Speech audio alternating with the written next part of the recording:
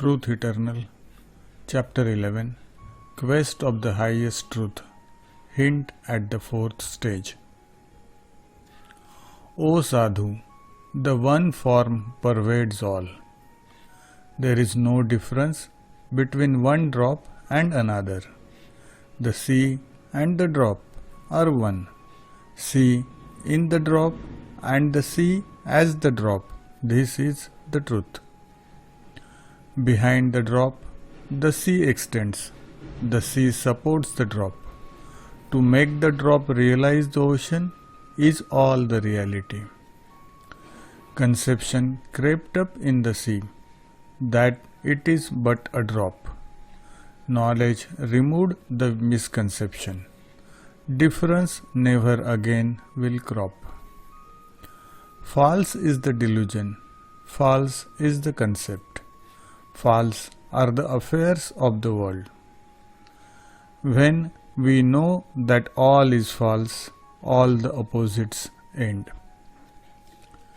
Brahman is free from opposite states, whereas the jiva or individual soul lives in the contradictory states. This has the qualities of struggle, whereas the Brahman is free from the unrest, as there is no feeling of happiness in him. The individual soul, in its desire for life, craves for happiness and escapes sorrow. Misery is the result of the individual soul being apart, and because it is desirous of happiness, it experiences misery. There is wholeness, perfection, and fullness in Brahman. He wants neither living nor happiness. Therefore, there is no sorrow for him. Knowledge is the state of imperfection. Wherever there is knowledge, there is the truant state of knowledge, knower, and the known, resulting in limitation. But when there is no limitation in the Brahman, how would you establish the triad? As the Brahman is perfect, how can there be any supposition and illusion in him? Supposition and illusion can only be found in the jiva which is imperfect. The Brahman has no idea of his completeness and perfection. Whatever attributes are found in him, they are only from the point of view of jiva. The Brahman does not call himself Satchidananda. He neither believes in karma, nor does he call himself perfect. It is the jiva only that thinks him to be so, and keeps him as its final goal.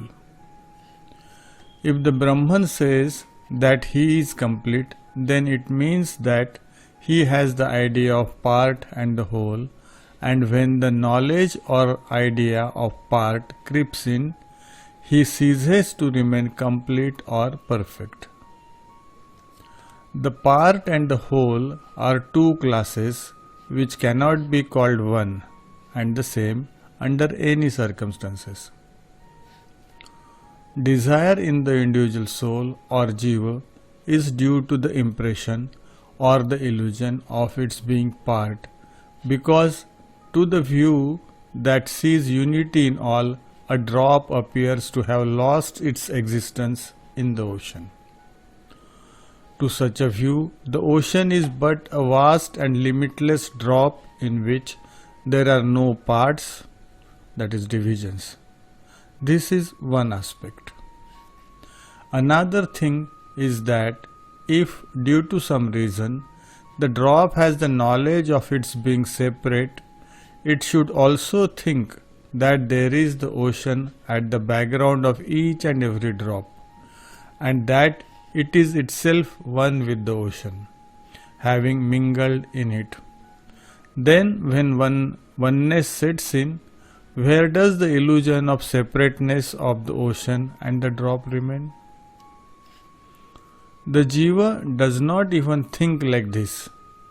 If it thinks as such, then also the idea of separateness, deficiency, and of being part would not worry it. Such belief is the first step towards the attainment of the final goal. This is called the knowledge of the word or Vachik Gyan, which is existence, along with which there is the body. The middle knowledge is called the true knowledge or Yatharthat Gyan, which is the result of this thought and contemplation and is called knowledge. The final knowledge is called the real knowledge or knowledge of the same form, that is Tadrupa Gyan, which is supreme bliss and which is such an intoxicated condition that it knows no sorrow at all. It has also no feeling of bliss in it. It is perfect, complete, and it alone is Brahman. Thank you for listening.